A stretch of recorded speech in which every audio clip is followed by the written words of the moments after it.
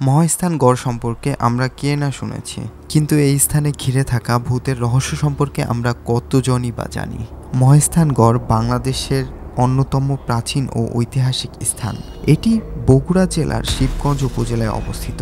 বাংলার ইতিহাসে এক অসাধারণ প্রত্নতাত্ত্বিক নিদর্শন এটি।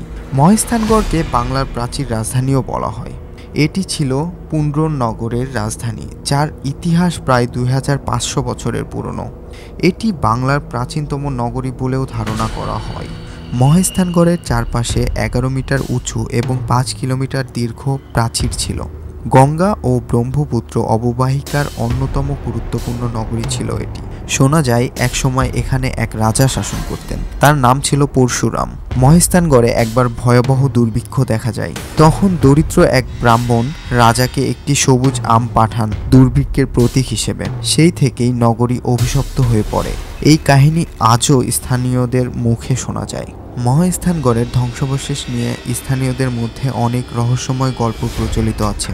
বিশেষ করে রাতে এখানে অদ্ভুত শব্দ শোনা যায় বলে লোকেরা বিশ্বাস করে। রাত গভীর হলে ভাঙা প্রাচীরের ভেতর থেকে পায়ের আওয়াজ শোনা যায়। মনে হয় কেউ যেন ধীরে ধীরে হাঁটছে। কখনো আবার ধাতব জিনিস টানার মতো শব্দ পাওয়া যায়।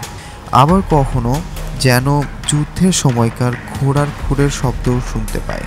এমন গল্প আছে যে মাঝে মাঝে দূর থেকে ভেসে আসে মানুষের কান্না বা ঢোল বাজানোর মতো শব্দ।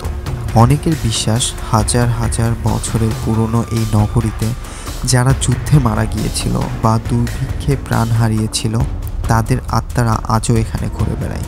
আবার রাজা পরশুরামের অভিশপ্ত নগরীর কাহিনীও এই রহস্যময় শব্দের সঙ্গে যুক্ত করা হয়, কিন্তু এর পক্ষে সম্ভাব্য ব্যাখ্যাও রয়েছে। মহাস্থানগড়ের প্রাচীন ও সুড়ঙ্গের ভিতরে বাতাস ঢুকলে প্রতিধ্বনি তৈরি হয়, যা অদ্ভুত শব্দের মতো শোনা যেতে পারে। রাতের বেলা ঝিঝি, বাদুড়, পাখি ও অন্যান্য প্রাণীর ডাকও অনেক সময় মানুষ ভৌতিক শব্দ ভেবে বসে। ধ্বংসাবশেষে ফাঁকা জায়গার কারণে ছোট শব্দও অনেক বড় ও রহস্যময় মনে হয়। অনেকেই বলেন মহাস্থানগড়ে রাতে একা একা গেলে মনে হয় যেন অতীতের কেউ ফিসফিস করে ডেকে উঠছে। তাই পর্যটকরা সাধারণত দিনের বেলাতেই ভ্রমণ করে। লাইক, কমেন্ট ও সাবস্ক্রাইব করে অবশ্যই আমাদের সাথে থাকবেন এবং ভিডিওটা কেমন লাগলো অবশ্যই আমাদেরকে কমেন্টের মাধ্যমে জানাবেন। সো আজকের মতো ভিডিওটা এতটুকুই। আল্লাহ হাফেজ। দেখা হবে নেক্সট কোনো ভিডিওতে। ততক্ষণ ভালো থাকবেন, সুস্থ থাকবেন।